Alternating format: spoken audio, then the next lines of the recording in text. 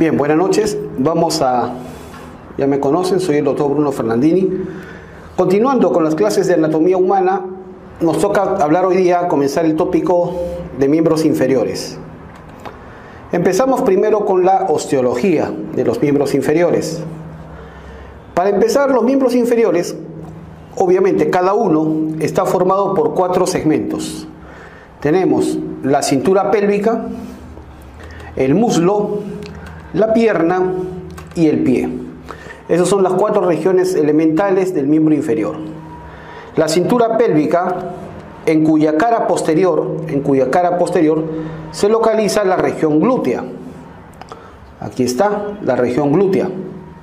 El muslo, en cuya cara posterior se localiza la región isquiosural.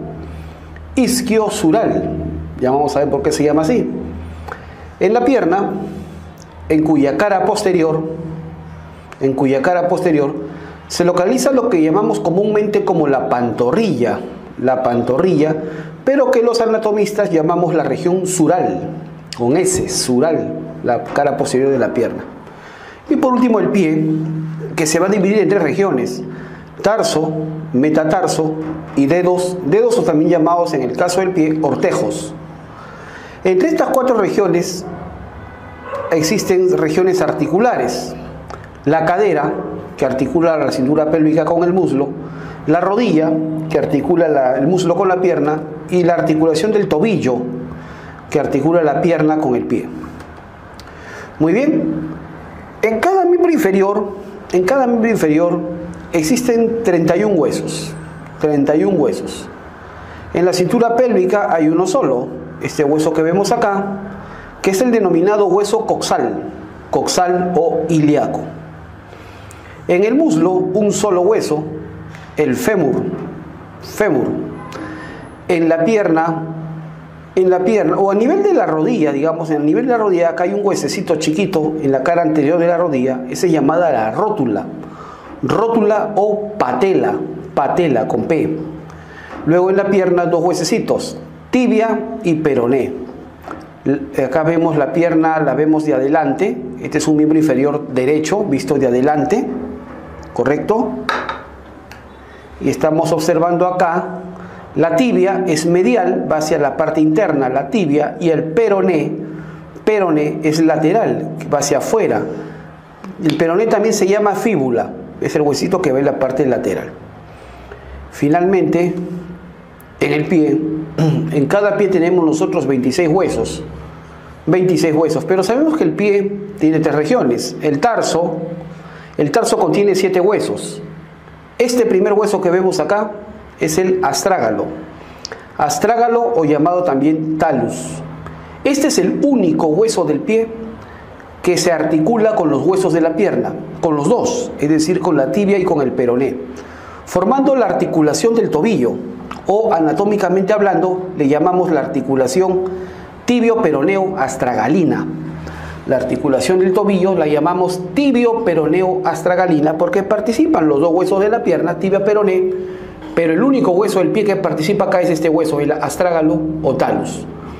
Debajo y por fuera, debajo y lateral al astrágalo, tenemos este hueso, el calcáneo, el hueso conformante del talón, el calcáneo, ¿correcto? Debajo y por fuera, lateralmente al astrágalo. Por delante del astrágalo tenemos este huesecito, el escafoides o navicular. Y por delante del calcáneo el cuboides. Entonces, delante del astrágalo el escafoides o navicular y delante del calcáneo el cuboides. Y asimismo, delante del escafoides tenemos las 3 cuñas. En el pie, los huesos se ordenan de la zona más medial hacia la zona lateral. En el pie, el primer dedo, el dedo que manda, es el hallux, le llamamos así. Vamos a ver, el hallux, el dedo comúnmente conocido como el dedo gordo o el dedo grande del pie, ¿correcto? Es el que manda, el que marca el orden. Entonces, los huesos del pie se ordenan de la parte medial a lateral. En el tarso tenemos estos 3 huesos llamadas las 3 cuñas o 3 cuneiformes. La primera cuña es la más medial, la segunda cuña la intermedia, la tercera cuña lateral. Luego tenemos en el metatarso. El metatarso 5 huesos. Primero al quinto metatarsiano, siempre de medial a lateral. El primer metatarsiano es el más medial de todos y el quinto metatarsiano el más lateral. Muy bien. Los dedos u ortejos, dijimos que así se llamaban, en los dedos u ortejos hay 14 huesecitos llamados falanges. El primer dedo del pie, comúnmente conocido como dedo gordo o dedo grande, lo denominamos así, el hallux. Hallux es el primer dedo del pie. En este hallux hay solamente 2 falanges, una falange proximal y una falange distal. En cambio, del segundo al quinto dedo del pie hay en cada uno 3 falanges. Primera falange proximal, segunda falange media, tercera falange distal. Muy bien. Hablemos una descripción rápida de cada uno de estos huesos. El hueso coxalo-ilíaco es un hueso plano. Es un hueso plano, pero de forma cuadrilátera. Es difícil de ver acá la forma cuadrilátera.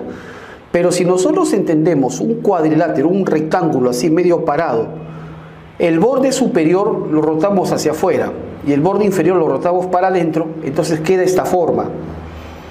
Este es el hueso coxalo-ilíaco, articulado por detrás con el sacro. Los 2 coxales se van a articular a los lados del sacro, formando las articulaciones sacroiliacas.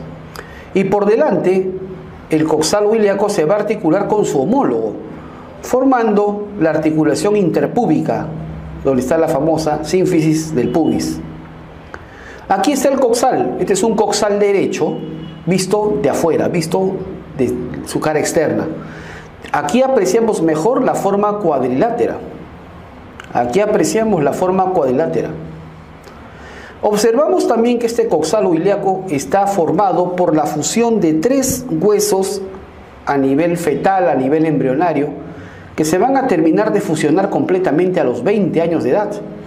Estas 3 porciones son el ilion, que es la porción más ancha del hueso, más ancha, más plana y que se localiza arriba y atrás, superior y posterior. El isquion, que es la porción más robusta, más gruesa del hueso, isquion, que se encuentra debajo y detrás, es decir, inferior y posterior. Y finalmente el pubis que se localiza inferior y anterior. Las 3 porciones del ilíaco o del coxal se fusionan en esta fosa que se llama la fosa acetabular. La fosa acetabular, esta pequeña de acá se llama fosa acetabular y que se localiza en el fondo de toda esta cavidad que se llama cavidad cotiloidea o acetábulo. Cavidad cotiloidea o acetábulo es toda esta cavidad, ¿correcto? Mientras que la fosita que está al fondo se llama fosa acetabular. Entonces, en el fondo de esta fosa se van a fusionar las 3 porciones del ilíaco. ¿A qué edad se termina de osificar completamente? A los 20 años de edad. Muy bien, como todo cuadrilátero, este hueso va a presentar 2 superficies, una superficie externa, que es la superficie extrapélvica, una superficie interna que mira hacia el interior de la pelvis y por eso se llama intrapélvica, un borde superior que lo tenemos acá, el borde superior, un borde inferior, un borde inferior. El borde superior se denomina la cresta ilíaca, la famosa conocida cresta ilíaca. El borde inferior, observamos acá, es el punto donde se une la rama inferior del pubis con la rama del isquion. Entonces los 2 juntos forman la rama isquiopubiana. El borde inferior entonces está formado por la rama isquiopubiana. Luego tenemos un borde anterior acá y un borde posterior. Ahí está la cavidad. Esa cavidad se llama cótilo o acetábulo.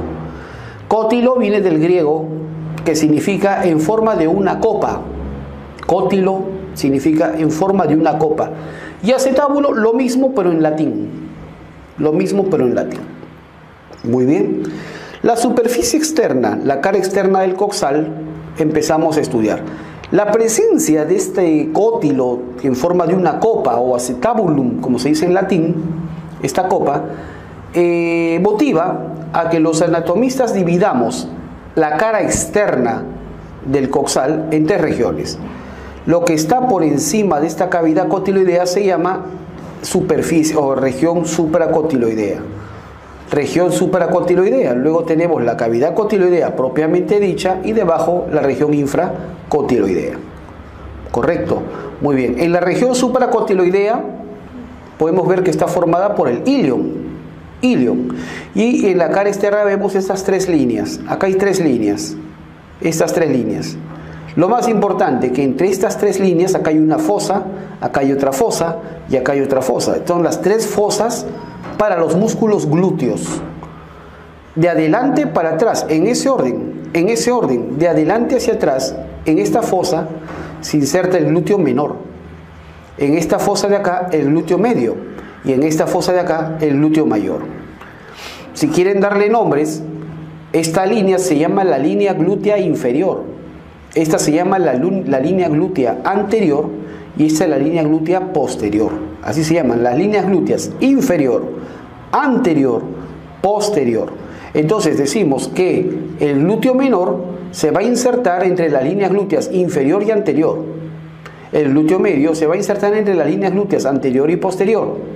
Y el glúteo mayor se va a insertar por detrás de la línea glútea posterior. Muy sencillo. El cótilo acetábulo, por la forma de copa que tiene, permite acá la articulación con la cabeza del fémur. El fémur se articula acá, la cabeza del fémur se articula acá, formando la articulación de la cadera. Articulación de la cadera que se denomina anatómicamente articulación coxofemoral, por la participación de los 2 huesos. Y la región infracotiloidea, que está formada por el pubis y el isquion, presenta acá un agujero. Acá hay un agujero en la región infracotiloidea que se llama el agujero obturatriz.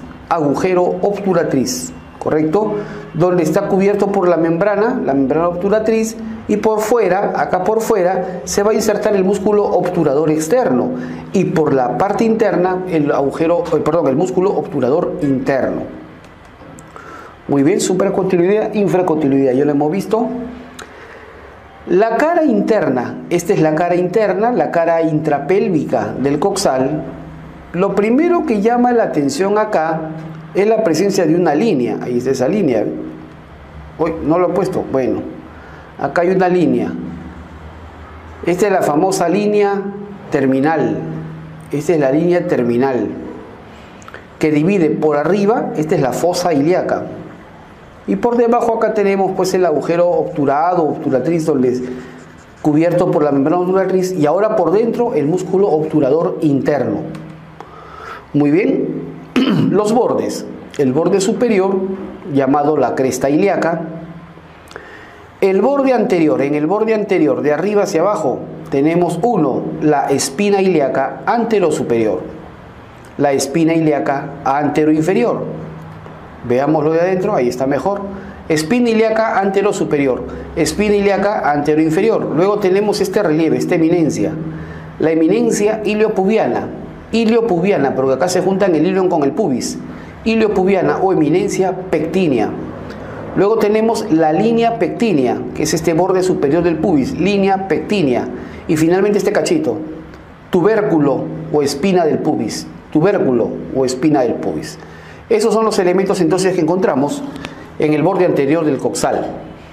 En el borde posterior, permítanme regresar un segundo, en el borde posterior tenemos también de arriba hacia abajo la espina ilíaca postero-superior, la espina ilíaca postero-inferior, la escotadura ciática mayor,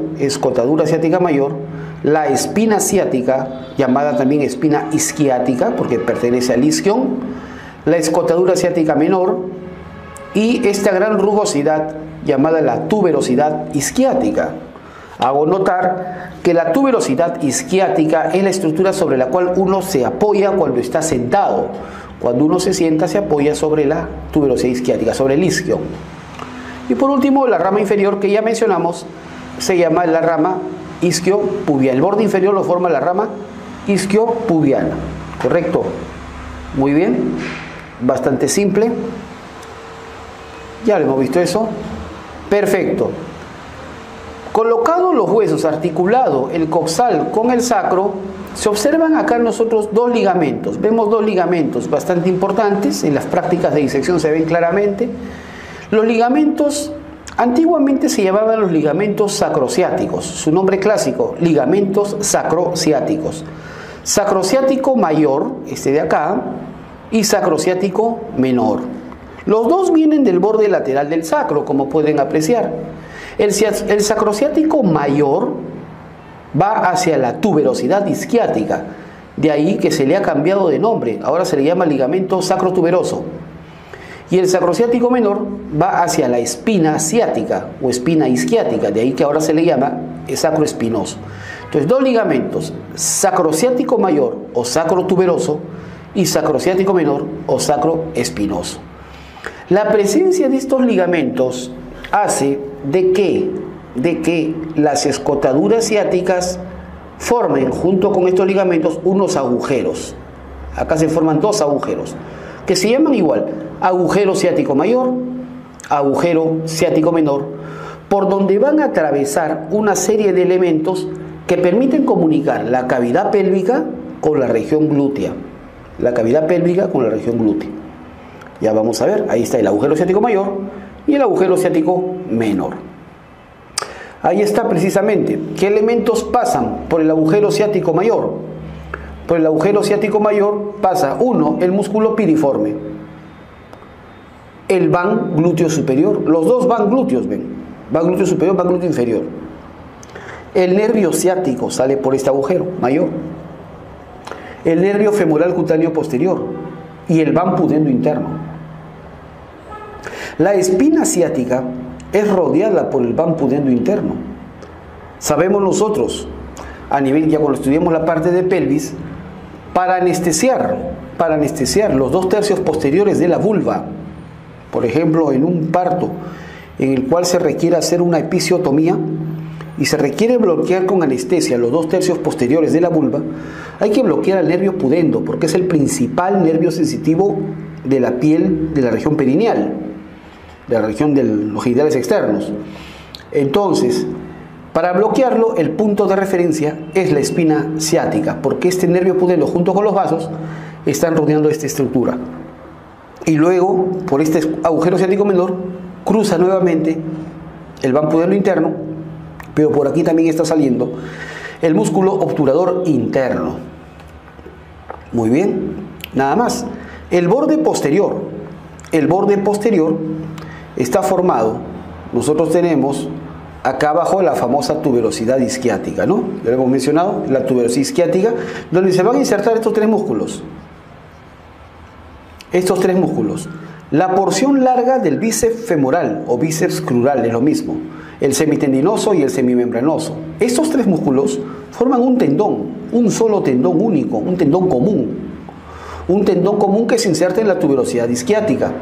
Y ese tendón se denomina el tendón de la corva, con BV, el tendón de la corva.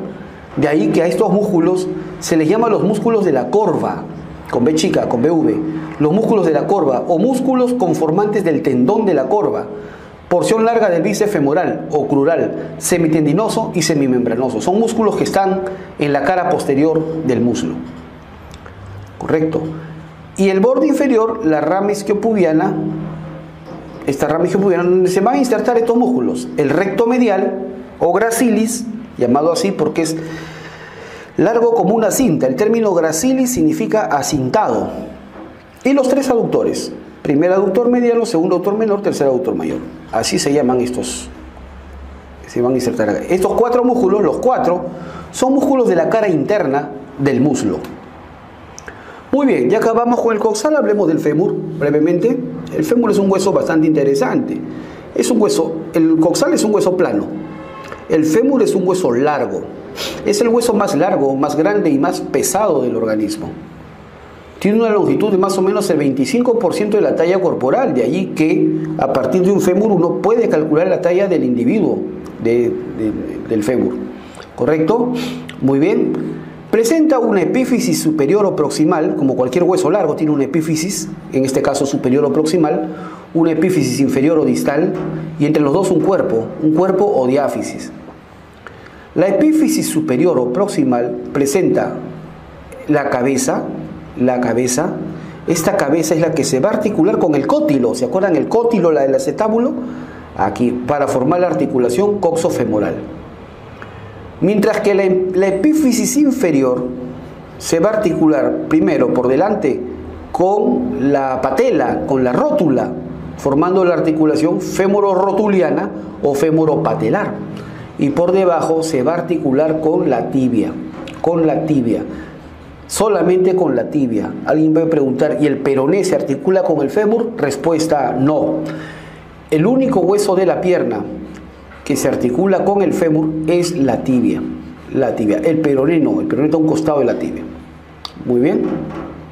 Perfecto. Epífisis superior o proximal. Acá tenemos la cabeza femoral, el cuello femoral y en este caso los trocánteres. Trocánter mayor, que es lateral, y trocánter menor, que es medial. Bastante claro. La cabeza del fémur, ahí está, la cabeza del fémur representa 2/3 de una esfera. 2/3 de una esfera. ¿Se acuerdan? La cabeza del húmero es solamente 1/3. La del fémur es 2/3. Está orientada en sentido medial, superior y anterior. Recordemos, si comparamos la cabeza del fémur con la cabeza del húmero, acá en el brazo, la cabeza del húmero es 1/3 de esfera y está orientada hacia adentro, hacia arriba, pero hacia atrás. En cambio, la cabeza del fémur es al revés. 2/3 de esfera y está orientada hacia adentro, hacia arriba, pero hacia adelante. Esa es su posición anatómica normal. Esta cabeza del fémur se articula con el cótilo del coxal, cótilo o acetábulo, formando la articulación coxofemoral. Y en la misma cabeza, no sé si llegan a ver acá, en la cabeza, acá hay un huequito, hay una fosita que se llama la fóvea. Fóvea con BV, la fóvea en la cabeza femoral, que permite la inserción de un ligamento. Hay un ligamento que viene del borde inferior del acetábulo hacia esta fóvea de la cabeza femoral y se llama el ligamento de la cabeza femoral. Ya vamos a ver su importancia. Luego tenemos el cuello. Ustedes recuerdan que en húmero se habla de un cuello anatómico y un cuello quirúrgico. Cuello anatómico en el húmero, el que estaba encima de troquíter y troquín. Cuello quirúrgico en el húmero es el que estaba debajo. En el fémur no hablamos de cuello anatómico y cuello quirúrgico, solamente existe un solo cuello, el cuello femoral. El cuello femoral, que es el sitio también donde ocurre con mayor frecuencia las fracturas, que comúnmente se llaman fracturas de cadera. Hay diferentes tipos de fracturas de caderas, pero la mayoría de ellas afecta el cuello del fémur. Entonces este cuello se comporta como anatómico y quirúrgico a la vez. Este cuello femoral está orientado de la misma manera que la cabeza, medial, superior y anterior, y forma junto con la diáfisis un ángulo. El ángulo cérvico-diaficiario o ángulo de Fick. Ángulo de Fick. ¿Cuánto debe medir ese ángulo?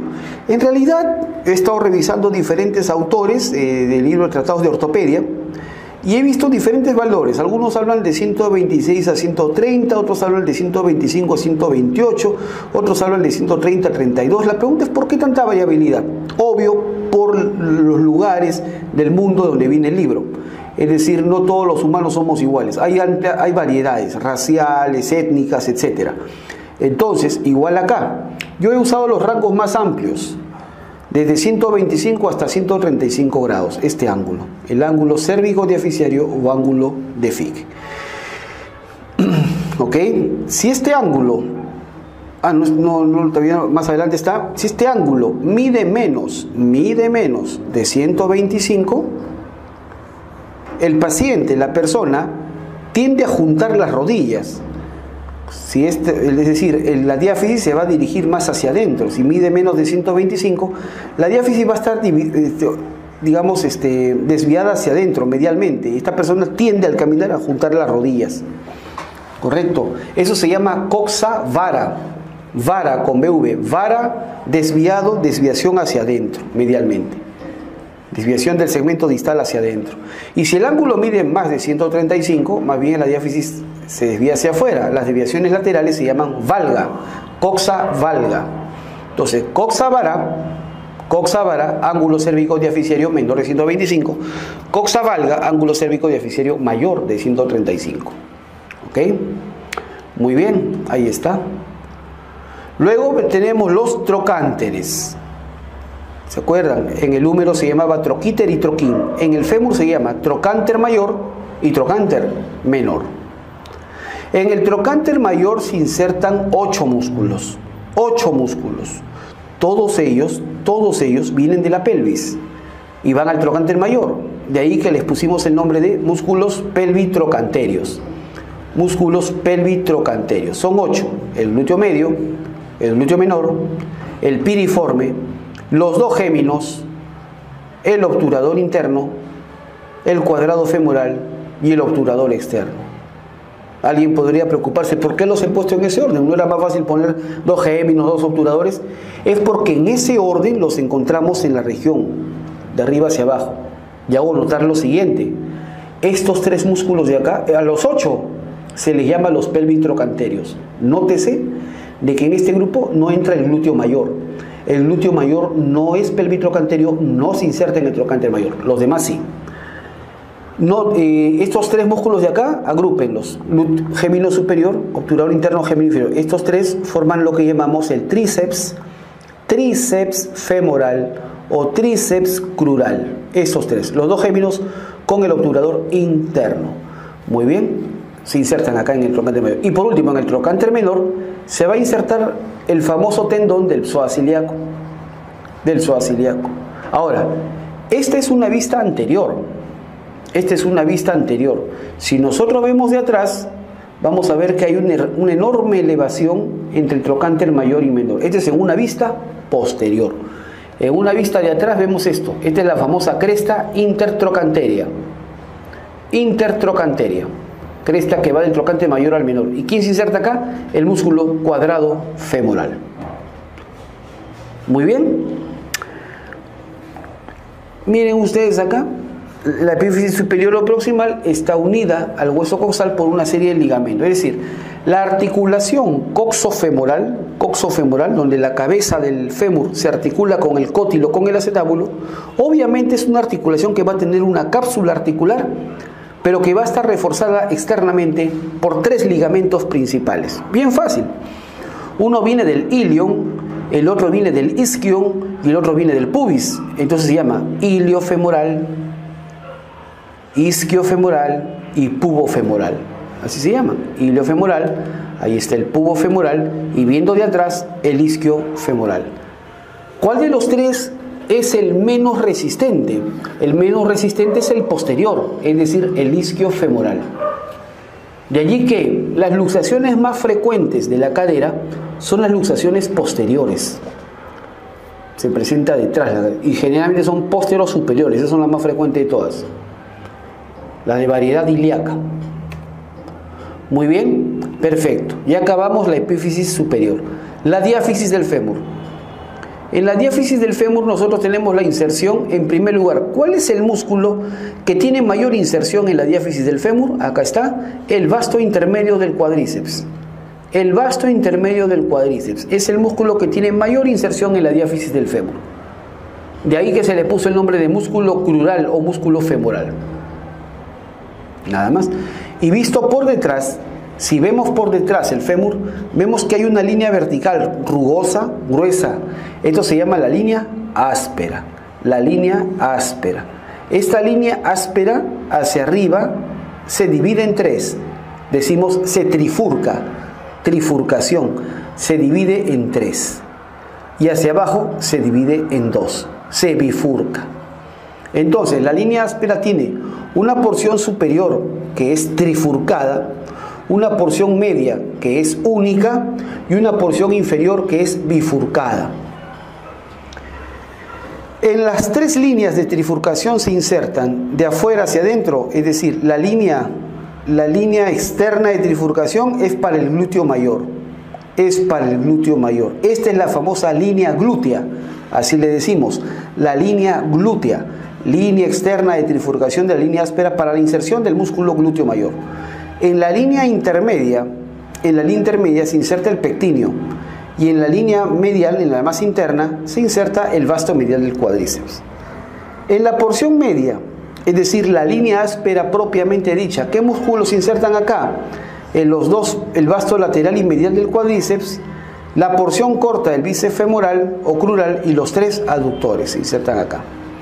Por último, aquí abajo, en la bifurcación, se van a insertar el vasto lateral y medial del cuádriceps. Muy bien, y llegamos a la epífisis inferior del fémur. La epífisis inferior distal presenta estas dos formaciones llamadas los cóndilos del fémur, los cóndilos femorales. Cóndilo medial o cóndilo interno, cóndilo lateral o cóndilo externo. El cóndilo medial es más grande y es más bajo. Como pueden apreciar acá, es más grande, más voluminoso y ligeramente más bajo también. El lateral más bien es más pequeño y un poquito más elevado. Estos dos cóndilos se van a articular con la tibia, formando la articulación femorotibial. Muy bien. Luego tenemos a cada lado, en la parte lateral y medial de los cóndilos, tenemos acá unos cachitos, los epicóndilos femorales, para la inserción de los ligamentos colaterales de la rodilla. Los ligamentos colaterales de la rodilla. El de afuera, ligamento colateral externo o colateral peroneo. Y el de adentro, ligamento colateral interno o colateral tibial. Muy bien. Luego tenemos en la cara anterior, entre los dos cóndilos del fémur, en la cara anterior tenemos esta superficie. Esta es la tróclea femoral. La tróclea, la polea femoral o cara patelar, porque esta cara se articula con la patela o con la rótula, formando la articulación femoropatelar o femororotuliana. Pero si vemos de atrás, podemos ver que los cóndilos se ven más voluminosos y entre los dos hay una fosa bien notoria, que es la fosa intercondilia, y en esta fosa se insertan los ligamentos cruzados, anterior y posterior, son ligamentos de la rodilla, ya vamos a ver. Ahí está, precisamente. Podemos observar nosotros que en los epicóndilos, epicóndilo lateral, se inserta el ligamento colateral peroneo, porque va en la cabeza del peroneo. En el epicóndilo medial, el ligamento colateral tibial, porque va a la tibia. En la fosa intercondilia se insertan los ligamentos cruzados, el ligamento cruzado anterior y el ligamento cruzado posterior. Nótese que el ligamento cruzado anterior se dirige al cóndilo externo, al cóndilo lateral. En cambio, el ligamento cruzado posterior se dirige al cóndilo interno, al cóndilo medial. De ahí viene una mnemotecnia. Hay una mnemotecnia para recordar los ligamentos cruzados. La mnemotecnia es AEPI. AEPI. Es decir, el ligamento cruzado anterior se inserta en el cóndilo externo y el cruzado posterior en el cóndilo interno. Muy bien, ahí están los ligamentos colaterales y acá los ligamentos cruzados. Muy bien, la rótula de la patela es el hueso sesamoideo más grande, forma de una cuña triangular. Cuña es como un triangulito de bordes curvos, es algo así como la uña que se usa para el rasgueo de las guitarras, igualito. Esa es una cuña, un triángulo de bordes curvos. La patela, la rótula, presenta una cara anterior, la cara cutánea, porque está a flor de piel, una cara posterior articular, porque se articula con la tróclea intercondilia del fémur, ¿no? Un borde superior o base, un vértice inferior o ápex, vértice, y dos bordes laterales. Ahí está, cara anterior cutánea, cara posterior articular, borde superior, vértice o ápex y dos bordes laterales. Bastante sencillo, ¿sí? Muy bien. Perfecto, ya acabamos con esos huesos. Tibia y peroné, bastante sencillo. Tibia y peroné son huesos largos, Cada uno presenta una epífisis proximal, una epífisis distal y los dos presentan un cuerpo o diáfisis. Hablemos, a ver, brevemente. A nivel de las epífisis superiores, acá se articulan los dos. Esta es la articulación tibio-peronea proximal o superior. Abajo también, articulación tibio-peronea distal o inferior. Y entre ambos, las dos membranas interóseas están unidas por una membrana. Perdón, los dos bordes interóseos, los dos huesos, los dos huesos, los dos bordes interóseos, están unidos por una membrana, la membrana interósea. Ahí la podemos ver. El peroné es más bajo, podemos verlo mejor acá. El peroné es más bajo y delgado debido a que no transmite peso. Efectivamente, el único hueso de la pierna que se articula con el fémur es la tibia. Entonces, el peso que viene del muslo es transmitido a la tibia. El peroné no transmite peso. La pregunta es, ¿y cuál es la importancia funcional del peroné? La importancia principal del peroné está en su tercio inferior, porque el peroné va a contribuir a formar la articulación del tobillo. ¿Se acuerdan? Con el hueso astrágalo del pie, el astrágalo. Acá se articula la tibia, el peroné y el astrágalo, la articulación tibio-peroneo-astragalina. Esa es la articulación del tobillo. Ahí radica la importancia del peroné, en la estabilidad de la articulación del tobillo. Pues arriba no mucho. Los dos tercios superiores del peroné, su importancia principal es para inserciones de músculos, pero el tercio inferior es sobre todo para la articulación del tobillo. Muy bien, ahí está la membrana interósea, correcto, muy bien. Hablemos de la tibia. Tiene una epífisis superior o proximal, correcto, una epífisis superior proximal, en la cual también se observan dos cóndilos. Así como el fémur tiene sus cóndilos, los cóndilos femorales, la tibia también se describen cóndilos. Un cóndilo lateral y un cóndilo medial, cóndilos tibiales. Cada cóndilo tiene una cara superior, una cara que mira hacia arriba, es decir, una cara que mira hacia el fémur. Eso se llama la meseta o platillo tibial. Meseta o platillo tibial. Cada cóndilo de la tibia tiene su meseta, su platillo tibial. Y tiene una tuberosidad, que es el contorno. La cara que contornea. Tuberosidad lateral de la tibia y esta tuberosidad medial de la tibia. ¿Estamos de acuerdo? Entonces, meseta o platillo tibial más su respectiva tuberosidad, eso es el cóndilo. Platillo o meseta tibial lateral más tuberosidad lateral, cóndilo lateral de la tibia. Meseta o platillo tibial medial más tuberosidad tibial medial, cóndilo tibial medial. ¿Correcto? Muy bien. Ahora, aquí tenemos dos cachitos, dos elevaciones. Esos son los llamados tubérculos intercondilios. Tubérculos intercondilios que sirven para la inserción de la membrana sinovial, de la articulación de la rodilla. Las superficies intercondilias, acá una por delante de los tubérculos y otra por detrás. Aquí abajo la tuberosidad anterior de la tibia. Tuberosidad anterior de la tibia. Esta tuberosidad, si tenemos una tuberosidad lateral, una tuberosidad medial y aquí un poco más abajo la tuberosidad anterior de la tibia, que es fácil de palpar debajo de la rótula. Tuberosidad anterior de la tibia, ¿correcto? Acá se va a insertar indirectamente el cuádriceps, el músculo cuádriceps, acá se va a insertar. Entonces, por medio del tendón rotuliano, como ya vamos a ver, ¿correcto? En cambio, si vemos acá, en la cara anterior del cóndilo lateral de la tibia, acá hay una superficie más o menos triangular, ¿no? Ese es el llamado tubérculo de Giardi. Este es el tubérculo de Giardi. ¿Para qué sirve? Para la inserción del tracto iliotibial. Es una estructura fibrosa. Hay una estructura fibrosa como una cinta que baja por la cara externa del muslo. Una estructura fibrosa como una cinta vertical que baja por toda la cara externa del muslo y se va a insertar acá. Esto no tiene otro nombre que el tubérculo de Giardi. Todos los libros lo mencionan así. Yo me atrevo a llamarle mejor tubérculo para el tracto iliotibial. Pero porque la nómina internacional sugiere no usar epónimos, es decir, nombres propios. Pero en fin, todo el mundo lo conoce como tubérculo de Giardi. Y luego tenemos por fuera una carilla para que se articule con la cabeza del peroné. Meseta tibial lateral, tuberosidad lateral tibial. Meseta tibial medial, tuberosidad medial de la tibia. Meseta más su respectiva tuberosidad, cóndilo tibial. Tubérculos intercondilios, el tubérculo de Giardi, la tuberosidad anterior de la tibia. Muy bien, ahí está nuevamente, lo mismo, para que practiquen un poco. Muy bien. ¿Qué más? ¿Qué vamos a ver? Las mesetas, como les dije, los platillos tibiales miran hacia el fémur, se va a articular con los cóndilos del fémur, formando la articulación fémoro-tibial.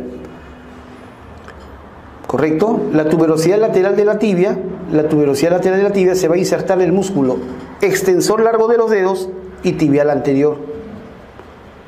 En el tubérculo yerdí yo les conté el tracto iliotibial, un tracto fibroso, llamado también clásicamente la cintilla de Maiciat. Y en el cóndilo medial tibial acá se inserta el semimembranoso. Muy bien, acá está el famoso tracto iliotibial. Ese es el tracto iliotibial, o clásicamente llamado cintilla de Maiciat.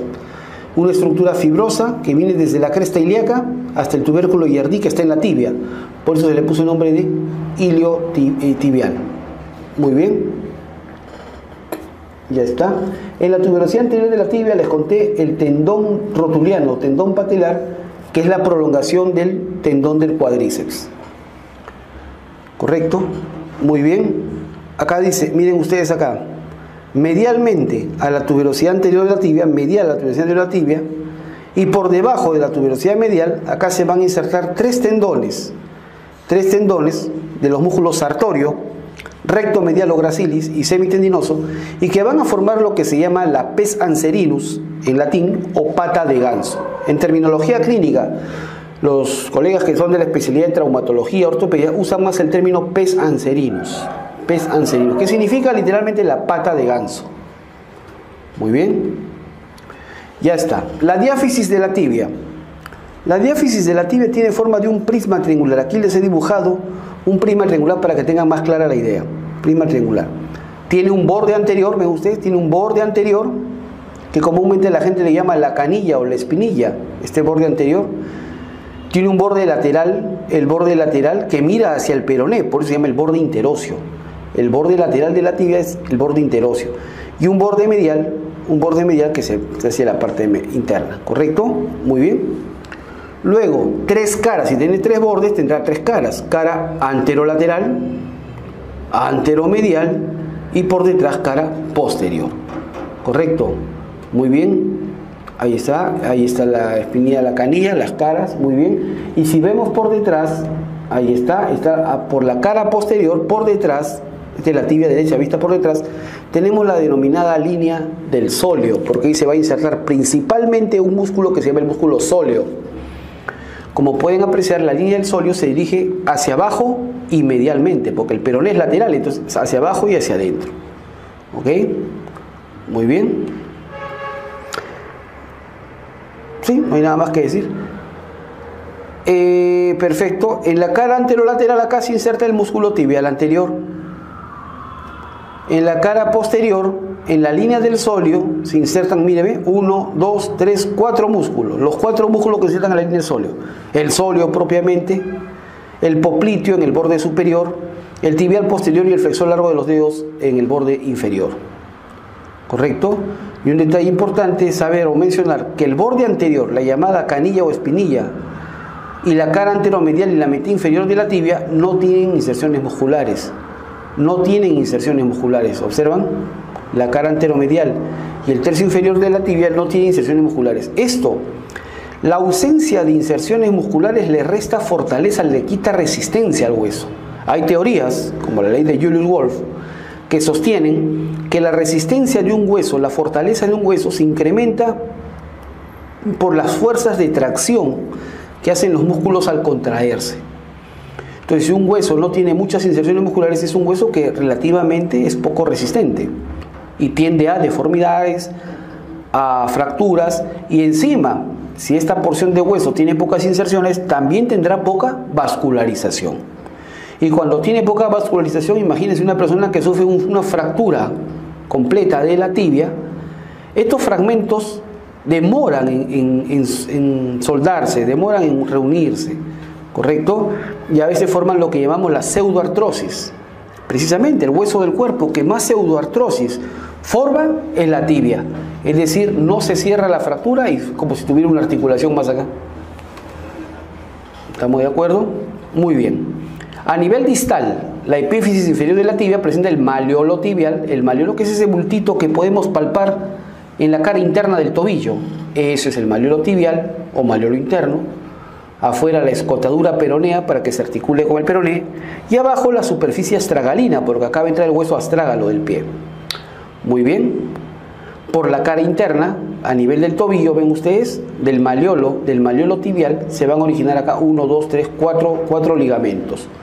4 ligamentos. 1, ligamento tibio astragalino anterior. Ligamento tibio astragalino anterior. 2, tibio astragalino posterior, porque van de la tibia al astrágalo, adelante y atrás. Luego, ligamento tibio calcáneo y ligamento tibio escafoideo.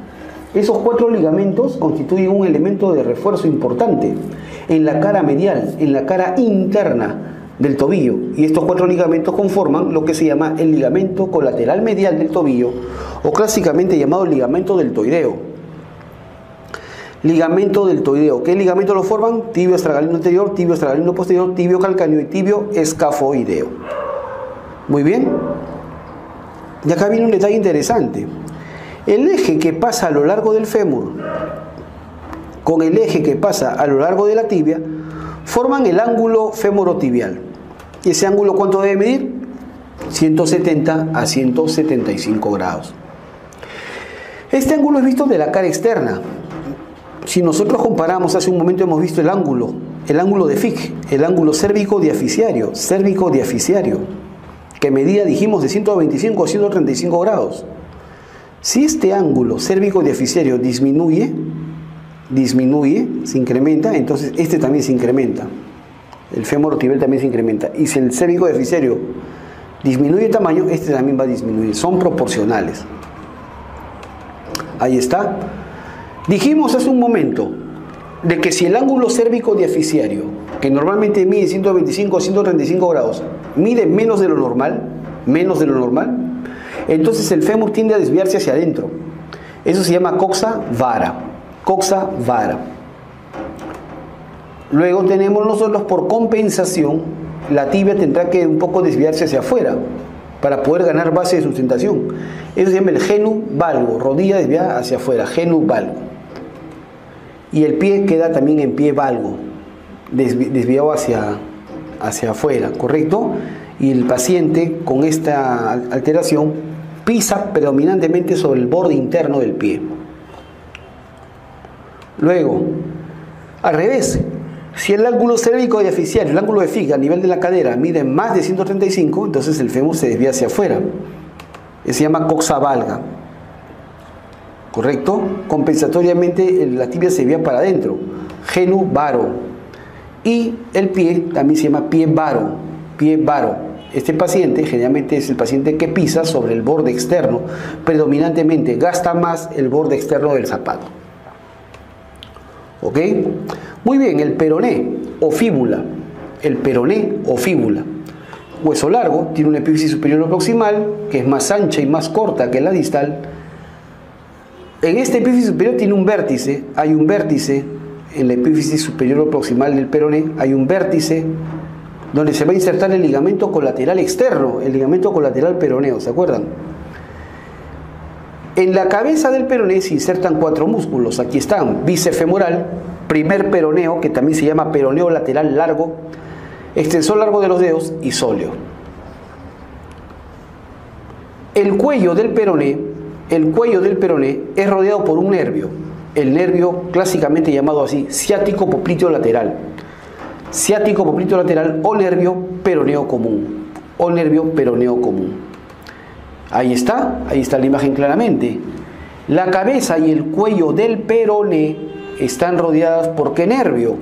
Por el nervio peroneo común, o también llamado ciático popliteo externo o ciático popliteo lateral. Aquí vemos, ¿ven? De allí que si hay un traumatismo con una fractura a nivel de cabeza o cuello peroné, se va a lesionar este nervio, ciático popliteo lateral o peroneo común, causando como consecuencia la caída del pie caído. Muy bien. A nivel de la diáfisis del peroné se insertan todos estos músculos, ya para que se lo aprendan, ¿ok? Muy bien, perfecto. Y la epífisis inferior tenemos acá el maleolo externo, el maleolo peroneo, la escotadura tibial para que se articule con la tibia y la superficie astragalina del peroné. Y por fuera, así como vimos por dentro, el ligamento deltoideo, que estaba, o ligamento colateral medial del tobillo, que estaba formado por 4 ligamentos. Este, ligamento colateral lateral del tobillo, o colateral externo del tobillo, que está formado por 3 ligamentos. Tibio peroneo astragalino, ligamento peroneo astragalino anterior, ligamento peroneo astragalino posterior y ligamento peroneo calcáneo. Nada más. Esos forman parte del ligamento colateral externo o colateral lateral del tobillo. Un detalle. Cuando uno sufre un esguince del pie, ¿no han escuchado una de las esguinces? Uno se tuerce el pie. ¿Cuál es el ligamento que más se lesiona, que más se rompe? El número 1, el ligamento peroneo astragalino anterior. Peroneo astragalino anterior. ¿Ok? Ahí está precisamente. En las esguinces, el ligamento que más se lesiona, se rompe, es el ligamento peroneo astragalino anterior. Muy bien. Y finalmente llegamos al pie. Tarso, en el pie 26 huesos. Tarso, 7 huesos cortos. Ya dijimos, el astrágalo o talus, que es el único hueso del pie que se articula con tibia y peroné. El calcáneo, que forma el hueso del talón, que se encuentra debajo y por fuera del astrágalo. Delante del astrágalo tenemos el escafoides o navicular. Delante del calcáneo tenemos el cuboides. Delante del escafoides tenemos las 3 cuñas que se encuentran de adentro para afuera. Primera cuña, cuña medial. Segunda cuña, intermedia. Tercera cuña, lateral. Las cuñas también se llaman cuneiformes. Luego tenemos los 5 metatarsianos. Primer metatarso, ¿no? Metatarso, ¿no? Primero, segundo, tercero, cuarto y quinto metatarsiano. A ver, veamos acá. Aquí está precisamente el astrágalo o talus. Es el único hueso del pie que se articula con los huesos de la pierna, con los que forman la articulación tibio-peroneo astragalina. Por lo tanto, es el único hueso que recibe directamente el peso que viene a través de la pierna, especialmente por la tibia viene el peso, y lo distribuye al resto del pie. Muy bien, acá está. Recibe el astrágalo y lo va a distribuir al resto del pie. Muy bien. A nivel del metatarso, dijimos que hay 5 metatarsianos. 5 metatarsianos. ¿Estamos de acuerdo? 5 metatarsianos. Primer metatarsiano al quinto metatarsiano. El primer metatarsiano es el más grueso, el más robusto. El más grueso, pero el más corto también. El más grueso y el más corto. El segundo metatarsiano es el más largo. Es el más largo. Y por donde pasa el eje del pie. En la mano, el eje de la mano pasa por el tercer metacarpiano y por el tercer dedo. En el pie, el eje del pie pasa por el segundo metatarsiano, segundo dedo. ¿Correcto? Muy bien, eso es lo principal. ¿No? Ahí está precisamente el eje del pie. ¿Ok? Muy bien, allá. En los metatarsianos, las epífisis proximales se constituyen lo que se llama las bases de los metatarsianos. Y las epífisis distales, las cabeza de los metatarsianos. Muy bien. Perfecto. Y los dedos, ya dijimos, primer dedo, el halus, solo 2 falanges, proximal y distal. Los demás, primera, proximal, segunda, media, tercera, distal. ¿Ok? ¿Quedó claro? Muy bien. Ya hemos visto, ahí está. Ok. Rápidamente, miren ustedes, puntos de apoyo del pie. El pie, cuando un pie pisa normalmente sobre una superficie plana, sobre una superficie horizontal o plana, el pie clásicamente se apoya en 3 puntos. Tuberosidad del calcáneo, este es el pie visto de abajo, cabeza del primer metatarsiano y cabeza del quinto metatarsiano. Ahí está, eso ha venido en pregunta de accidentado médico. Los 3 puntos de apoyo clásicos del pie, ahí está, tuberosidad del calcáneo y las cabezas, es decir, las epífisis distales del primer y del quinto metatarsiano. Se forma un área ahí que es el triángulo de apoyo del pie. Triángulo de apoyo del pie. Muy bien. Brevemente, acá en la planta del pie hay unos ligamentos. Es importante mencionarlos. Ligamentos de la planta del pie. Tenemos ligamento calcáneo escafoideo o ligamento resorte, se le llama así. Y los ligamentos plantares. Plantar corto y plantar largo. Estos ligamentos, ustedes saben que la planta del pie no es plana, no pisa completamente sobre la superficie horizontal. La planta del pie es cóncava, es cóncava, presenta lo que llamamos los arcos del pie, ¿correcto? Los arcos del pie. Estos arcos del pie se mantienen gracias a la presencia de ciertos elementos. En ese sentido, la planta del pie tiene dos arcos longitudinales, lateral y medial, y un arco transversal, un arco transverso.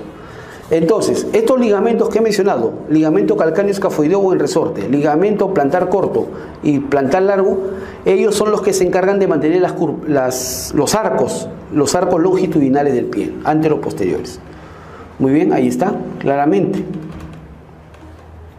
Ok, ahí están los tres arcos, longitudinal medial, longitudinal lateral y transverso.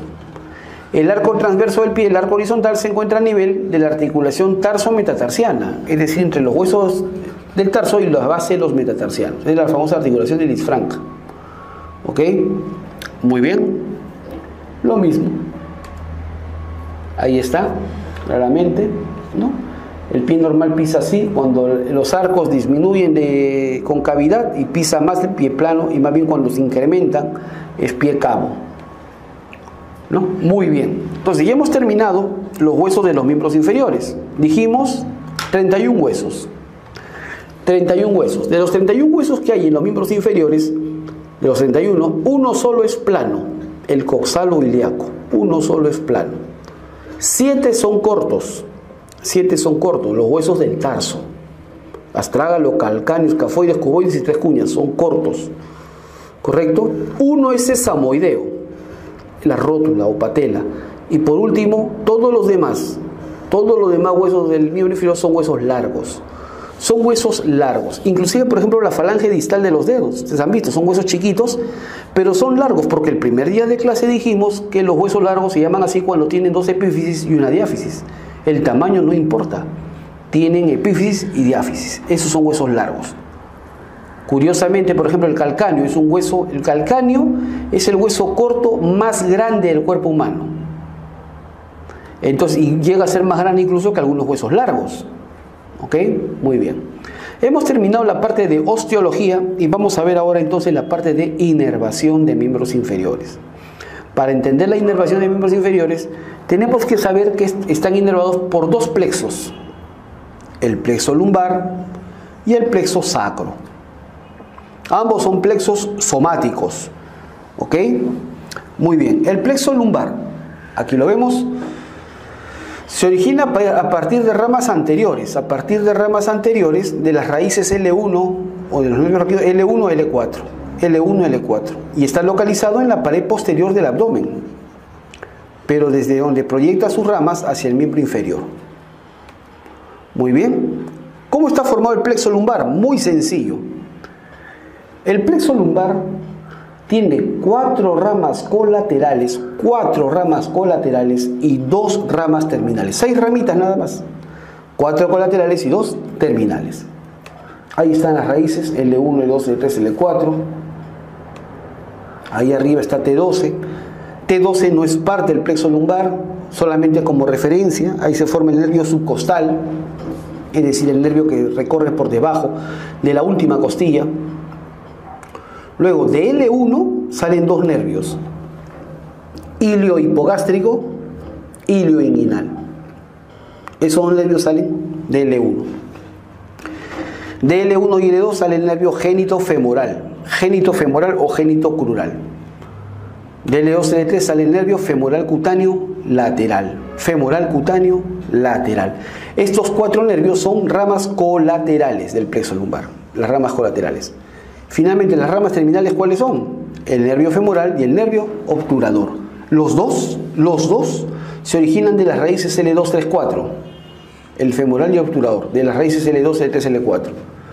¿Correcto? El nervio femoral es la rama más gruesa, es el nervio más grueso del plexo lumbar. Nada más. Muy bien. Y ahí están sus raíces para que lo recuerden. El hipogástrico, su sinónimo, el inguinal, genitofemoral y sus raíces que lo originan. Muy bien. El plexo sacro se origina a partir de ramas anteriores de los nervios raquídeos L4, S4. Está localizado en la pared posterolateral de la cavidad pélvica, de donde proyecta fibras hacia el miembro inferior. Muy bien, ahí está el plexo sacro. El plexo sacro tiene solamente una rama terminal. Una rama terminal. Y esa rama terminal es el clásicamente llamado nervio ciático. Todos los demás son ramas colaterales. Colaterales. ¿Ok? Muy bien, ahí están las raíces de L4 hasta S4. ¿Qué rama nace? El nervio glúteo superior, nervio glúteo superior, el nervio glúteo inferior. El glúteo superior viene de las raíces L4, L5, S1. Luego el nervio glúteo inferior, que viene de las raíces L5, S1, S2. Luego el nervio del piriforme, que viene de S1, S2. Ahí está, esos son los dos componentes del nervio ciático. Ese es el famoso nervio ciático. Lo voy a dejar al final. Ese nervio que vemos ahí, dice ahí, nervio del gémino inferior, nervio del gémino inferior y del cuadrado femoral, que viene de raíces L4, L5, S1. Luego tenemos el nervio del gémino superior y del obturador interno, cuyas raíces vienen del L5, S1 y S2. Luego tenemos el nervio femoral cutáneo posterior, luego el nervio pudendo. Esas son las principales ramas que quiero que recuerden, ¿ya? Lo esencial. Y ahí están las ramas, los nervios que he mencionado y sus raíces. Muy bien, ya hemos visto entonces la inervación. Empezamos entonces con la primera región del miembro inferior, la región glútea. La región glútea es una región par localizada en la cara posterior de la cintura pélvica. La cara posterior de la cintura pélvica. Relativamente convexa, sobresaliente, característica dada por el músculo glúteo mayor y una importante cantidad de tejido adiposo, cuya distribución varía de acuerdo al sexo, no es lo mismo en hombres y mujeres, la genética y la edad. Muy bien, ahí está, por ejemplo, región glútea en el sexo masculino, región glútea en el sexo femenino, diferencias, claramente. Muy bien, cada región glútea es considerada como una región cuadrilátera, ¿correcto? Entonces, el límite superior está dado por la cresta ilíaca. El límite superior por la cresta ilíaca. El límite inferior por el surco glúteo. Esta línea horizontal que vemos acá se llama el surco glúteo. El límite medial por la hendidura interglútea. La hendidura interglútea, lo que comúnmente la gente le llama la raya, eso es, la hendidura interglútea. Y el límite lateral por una línea imaginaria que va de la espina ilíaca anterosuperior al trocánter mayor, la línea espinotrocanteria. La sensibilidad cutánea. ¿Cómo está dada la sensibilidad de la piel de la región glútea? Cuadrantes. El cuadrante superolateral, los nervios subcostal y el hipogástrico. Cuadrante superomedial, los nervios clúneos superiores y clúneos medios, que vienen de estas raíces. El cuadrante inferomedial, clúneos inferiores, que vienen del femoral cutáneo posterior, e inferolateral, el femoral cutáneo lateral. Esos son los nervios sensitivos, sensibilidad de la piel de la región glútea, por cuadrantes. Muy bien. Los músculos. Ya hemos hablado de piel, subcutáneo, músculos. Los músculos. La fascia, en la región glútea, la fascia, la que envuelve los músculos, forma dos compartimientos. Un compartimiento posterior, porque estamos mirando de atrás, estamos abordando de atrás. Compartimiento posterior o compartimento superficial, que está ocupado solamente por el glúteo mayor. Lo retiramos y hay un compartimento profundo o compartimento anterior, donde está ocupado por los 8 músculos pelvitrocanterios, que hace un rato hablamos. Los 8 músculos pelvitrocanterios. Muy bien, empecemos hablando con el glúteo mayor. Músculo carnoso, fácilmente palpable, el de elección para los inyectables intramusculares, el más voluminoso, potente y de mayor fortaleza del organismo. Voluminoso, tiene un área de corte de 66 centímetros cuadrados. El más potente, tiene una potencia de 34 kilogramos por metro de recorrido en un 15 centímetros. Y una fortaleza de 238 kilogramos fuerza. Este es el músculo más potente, más voluminoso, más fuerte. En segundo lugar, el que lo sigue es el cuádriceps. El cuádriceps en segundo lugar. Muy bien. ¿Dónde se origina el glúteo mayor? Toda esta zona de rojo,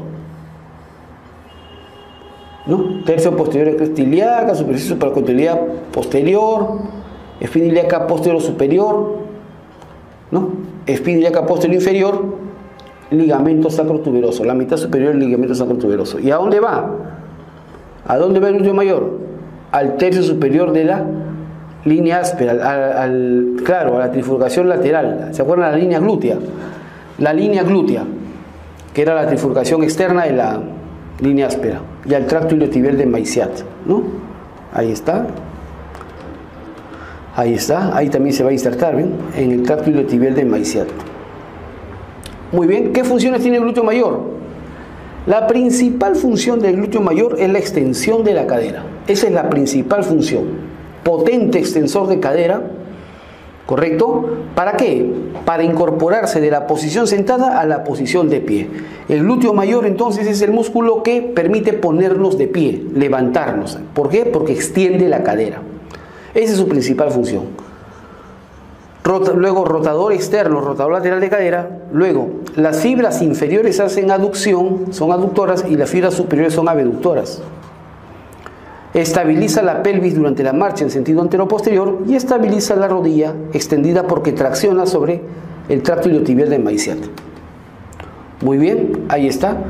De allí que la parálisis, la lesión, la alteración del glúteo mayor ocasiona la severa dificultad en ponerse de pie. Pero la pregunta es, el glúteo mayor nos pone de pie, pero una vez alcanzada la posición de pie, ¿el glúteo mayor sigue contraído? Ya no. Ya no.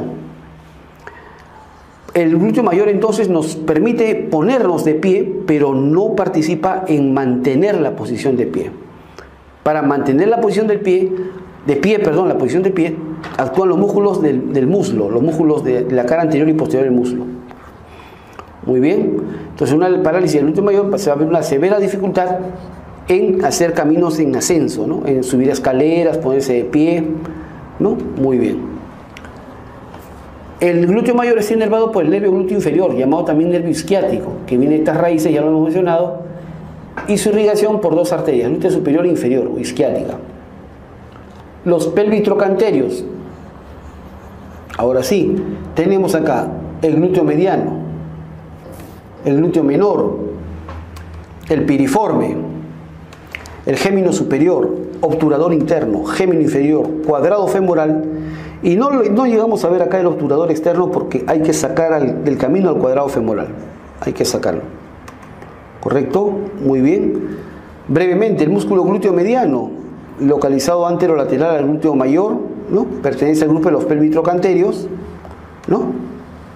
Muy bien. ¿Dónde se inserta el glúteo mediano? Acá está, que es ilíaca tercio medio, superficie supercoteloidea, y la inserción inferior es en el trocánter mayor, porque ya es pelvitrocanterio. Muy bien. El glúteo menor, situado por delante y anterior al glúteo mediano, también pertenece al grupo de los pelvitrocanterios, ¿no? Su inserción proximal ya lo hemos mencionado, su inserción distal en el trocánter mayor, es pelvitrocanterio. ¿Correcto? Muy bien, bastante simple. ¿Qué funciones tienen? ¿Por qué he puesto de frente los dos músculos? Ya hemos mencionado las funciones del glúteo mayor. El glúteo mediano y el menor trabajan igual, tienen las mismas funciones, el mediano o el medio y menor. La principal función de ambos es la abducción de cadera. Abducción de cadera. La pregunta es, una persona, ¿para qué abduce la cadera? Una persona abduce la cadera para levantar la pelvis del lado contrario. ¿Me dejo entender? Si yo abduzco la cadera derecha, entonces voy a levantar la pelvis del lado izquierdo y con ello voy a levantar el miembro inferior izquierdo cuando voy a dar un paso. Efectivamente, durante la marcha, un pie está en apoyo y el otro está en suspensión. Pero para que un pie esté en suspensión, uno tiene que abducir los músculos de la región que está en apoyo, los glúteos mediano y menor. ¿Correcto? Muy bien. Luego hacen rotación medial de cadera y estabiliza la pelvis durante la marcha, en sentido lateral. Muy bien, ahí está precisamente. Podemos ver en la primera imagen, el glúteo mediano y menor están fuertes, tienen potencia. Al contraerse el glúteo mediano y menor, uno hace abducción, ¿para qué? Para levantar la pelvis del lado contrario y poder suspender un pie en el aire.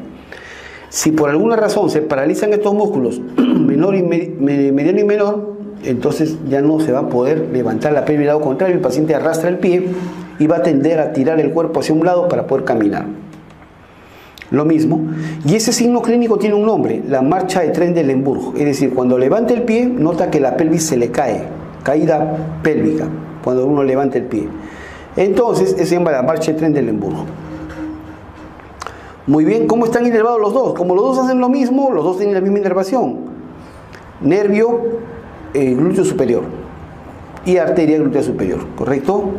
Muy bien. Y bien, los otros 6 pelvitrocanterios, ya hemos visto el glúteo mediano y menor, aquí están, ¿no? Piriforme, gémino superior, obturador interno, gémino inferior, cuadrado femoral y obturador externo. Acá está su inserción proximal, su inserción distal. Todos van al trocánter mayor, por eso son pelvitrocanterios. ¿Ok? Perfecto. La función, el piriforme o piramidal, hace rotación lateral de cadera y abducción de cadera. De ahí todos los demás son rotadores laterales o rotadores externos de cadera. Y acá está su inervación. Muy bien. Ahí están los músculos, ¿ven? Acá está el piriforme, el gémino superior, el gémino inferior, el obturador interno. Y acá está el obturador externo. ¿Ok? Muy bien. Acá está el piriforme. Este músculo piriforme, debido a su localización, se considera como el músculo, el elemento central, el elemento de referencia en la región glútea para hacer las disecciones. ¿Por qué? Porque con respecto al piriforme, sale hacia arriba el ván glúteo superior, sale hacia abajo sale el nervio ciático, el ván glúteo inferior, ¿correcto? El nervio femoral cutáneo posterior y el nervio pudendo. Entonces son elementos que salen, ¿correcto? Por eso el piriforme divide por encima compartimento suprapiramidal, por debajo compartimento infrapiramidal. En el suprapiramidal emerge solamente el ván glúteo superior, en el infrapiramidal emerge de afuera para adentro el nervio ciático, ván glúteo inferior o isquiático, nervio femoral cutáneo posterior y ván pudendo interno. Muy bien. Finalmente vemos acá el famoso canal isquiotrocanterio, el famoso canal isquiotrocanterio, llamado así porque se encuentra entre la tuberosidad isquiática y el trocánter mayor. Es este canal de acá, este espacio. Permite la comunicación de la fosa infrapiramidal con el compartimento posterior del muslo.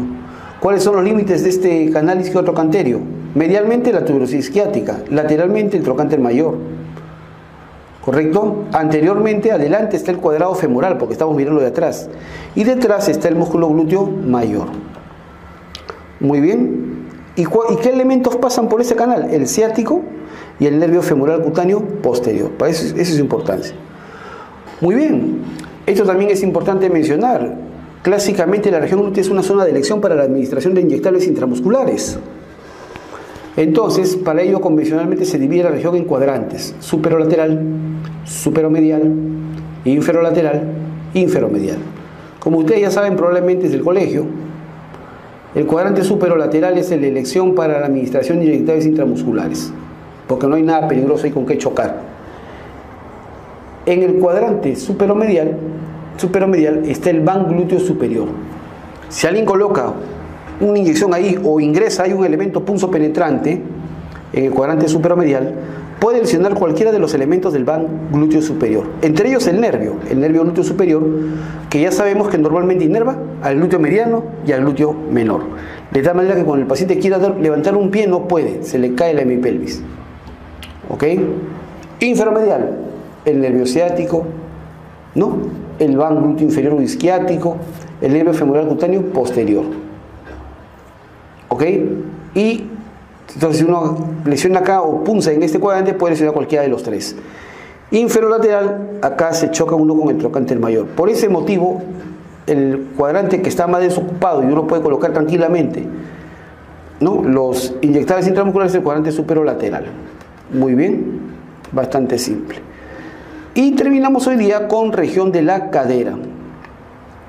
Como les mencioné, la articulación de la cadera es la articulación coxofemoral. Coxofemoral, ¿correcto? Formada por la región cotiloidea, ¿no?, que está representada por una cavidad que se llama la cavidad cotiloidea o acetábulo, forma de una copa. y la cabeza y el cuello femoral. Es la articulación más congruente del cuerpo humano, la más congruente y la segunda con mayor movilidad. Y la segunda con mayor movilidad del organismo. La articulación más congruente, ¿qué significa que una articulación sea congruente? Que las dos superficies prácticamente se acoplan bien, son prácticamente de la misma área.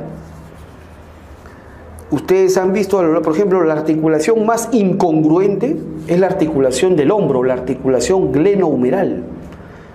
Y debido a eso, hay una marcada diferencia de tamaño entre la cabeza del húmero con la cavidad glenoidea de la escápula.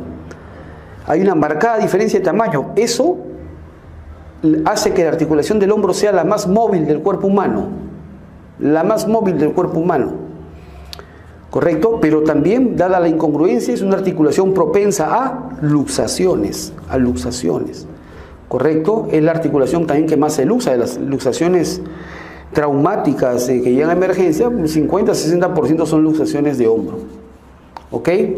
Bien. En cambio, la articulación de la cadera, la coxofemoral, es la más congruente, pero también además es la segunda con mayor movilidad del organismo.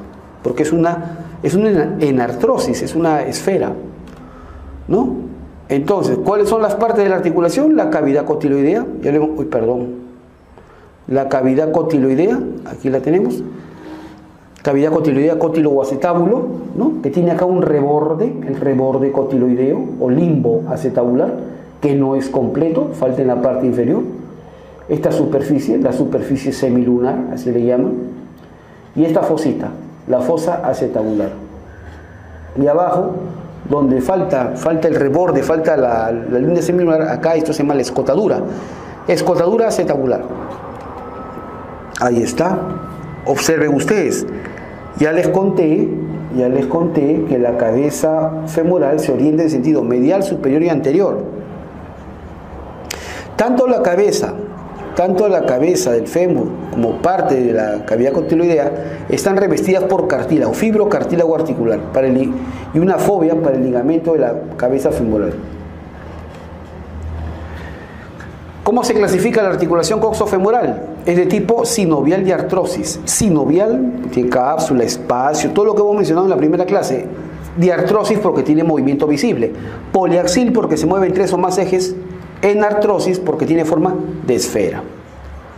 ¿Qué movimientos presenta? Como es una enartrosis, presenta en todos los ejes: flexión, extensión, abducción, aducción, rotación lateral y rotación medial. Y combinando los 6 movimientos básicos, movimiento de circunducción o movimiento en cono. Muy bien, acá está. ¿Quiénes realizan los movimientos? ¿Qué músculos realizan cada movimiento? Flexión, principalmente el psoas ilíaco, el sartorio, el recto femoral y otros más. Extensión, la pierna, el muslo hacia atrás, el glúteo mayor, el bíceps femoral, semitendinoso, etc. Abducción de cadera, glúteo mediano, menor, tensor de la fascia lata. Aducción, es decir, juntan el muslo hacia adentro, los 3 aductores principalmente. ¿Correcto? Rotación lateral, el glúteo mayor, el piriforme, los géminos, ¿no? El obturador interno. Rotación medial, glúteo mediano, glúteo menor, tensor de fascia lata. Esos son los movimientos básicos. Bien, dentro de la cápsula articular, a nivel intracapsular, la articulación coxofemoral presenta, en primer lugar, esta estructura, este fibrocartílago que es llamado el rodete o labrum. No es característico de es un elemento accesorio de las articulaciones sinoviales. Rodete o labrum, este fibrocartílago. La función principal de este fibrocartílago es darle mayor congruencia a la articulación, hacer que se encajen mejor. Hay niños recién nacidos, ¿no? Hay recién nacidos, mejor así, no son recién nacidos. Hay recién nacidos que, digamos, al momento del nacimiento no tienen este fibrocartílago, el famoso labrum o rodete acetabular. El rodete o labrum está ausente en un cierto grupo de recién nacidos. La ausencia de este fibrocartílago, de este rodete o labrum, es lo que se llama la displasia acetabular. La displasia acetabular, ¿correcto? Y hace que la cabeza del fémur pueda luxarse. Para eso, como sabemos perfectamente, los médicos, sabemos perfectamente que en la atención del recién nacido, una de las maniobras para ver si hay adecuada coaptación a nivel de esta articulación o si está presente este filocartílago son las maniobras de Barlow y Ortolani, que precisamente corroboran si esto se puede luxar o no, si es que está ausente este rodete oblamo. ¿Ok? Muy bien. Luego tenemos en el fondo acá un cúmulo de grasa. Acá hay un cúmulo de grasa, se llama el cuerpo adiposo acetabular. ¿Correcto? Luego abajo acá el ligamento transverso del acetábulo. Y hay otro ligamento acá, que acá está cortado porque este es lo mismo, se ha partido en dos. Este ligamento es el llamado ligamento de la cabeza femoral. Ligamento de la cabeza femoral. Clásicamente le decía el ligamento redondo del acetábulo. Ahora le llaman ligamento de la cabeza femoral nada más. Este ligamento va del borde inferior de la fosa acetabular hacia la fóvea, el huequito que había en la cabeza del fémur. Este ligamento es importante, bueno, porque como cualquier ligamento es un elemento pasivo y evita los movimientos exagerados de la articulación. Se opone a que la articulación tenga movimientos exagerados. Pero además, dentro de este ligamento de la cabeza femoral viaja una arteria. No sé si llegan a ver, hay un puntito ahí. Hay un puntito en el centro de este ligamento. Es porque dentro de este ligamento viaja una arteria, que se llama la arteria de la cabeza femoral, también se llama así. Arteria de la cabeza femoral. Aquí está, precisamente, a través del ligamento, ¿no? Discurre una arteria, esta es la arteria de la cabeza femoral, que es rama de la arteria obturatriz. Y puede irriga la cabeza femoral, pero la pregunta ¿es la principal arteria de la cabeza femoral? No. Esta arteria de la cabeza femoral no es la principal de la cabeza femoral. Solamente irriga hasta un 15%. Sin embargo, no deja de ser importante. En las luxaciones traumáticas de cadera puede haber ruptura de este ligamento, y como consecuencia la necrosis de hasta un 15% de la cabeza femoral. ¿Ok? Muy bien, perfecto, así de claro. Por fuera ya dijimos que la articulación tiene tres ligamentos: iliofemoral, pubofemoral e isquiofemoral. El más débil de todos, el menos resistente, es el isquiofemoral. Por eso que las luxaciones de cadera generalmente son posteriores. Siempre pregunta clásica de examen en los concursos, ¿no? Las luxaciones de hombro, la luxación de hombro más frecuente, o sea, la glenumeral, la luxación de hombro más frecuente, anterior, por la presentación clínica. La luxación de cadera más frecuente, posterior. Posterior superior con mayor precisión. ¿Ok? Esas son entonces las luxaciones de cadera. Ahí está el ligamento. Perfecto. Luego, a través del cuello del fémur, suben 6 arterias. A lo largo del cuello del fémur suben 6 arterias, que son llamadas las arterias retinaculares. Retinaculares o arterias subsinoviales, que son ramas de las circunflejas femorales. Nacen 3 adelante, 3 atrás, las arterias retinaculares o subsinoviales. Estas son las principales arterias de la cabeza femoral, irrigan hasta un 85%. Mientras que por el otro lado está la arteria de la cabeza femoral, que viene la obturatriz a través del ligamento redondo y solamente irriga hasta un 15%. Pero no deja de ser importante. ¿Ok? Muy bien, aquí vemos las arterias subsinoviales o retinaculares, que son las principales arterias. Por eso que cuando hay una fractura a nivel del cuello femoral, estas arterias se cortan y ahí sí definitivamente hay una necrosis, un riesgo de necrosis de la mayor proporción de la cabeza femoral, ¿no? Entonces ahí está. Hay algo curioso con este detalle, y es que siendo 7 arterias las que entran a la cabeza femoral, 6 retinaculares o subsinoviales, ramas de las circunflejas femorales, y una arteria de la cabeza femoral, rama de la obturatriz, estas arterias no se anastomosan. No hay anastomosis, lamentablemente, entre esas arterias. Como no hay anastomosis, entonces la obstrucción, el cese del flujo de alguna de estas arterias va a producir hipoxia, isquemia y necrosis del tejido. ¿Ok? no hay anastomosis, eso se llama irrigación de tipo terminal, porque no se forma anastomosis, así de claro. ¿Ok? No se forma irrigación de tipo terminal. De allí que entonces las fracturas del cuello femoral, la fractura del cuello femoral, ocasionan como consecuencia la necrosis aséptica de la cabeza del fémur. ¿Ok? Esa es entonces la importancia de conocer esta articulación y su vascularización. Perfecto. Gracias. Continuamos la próxima clase.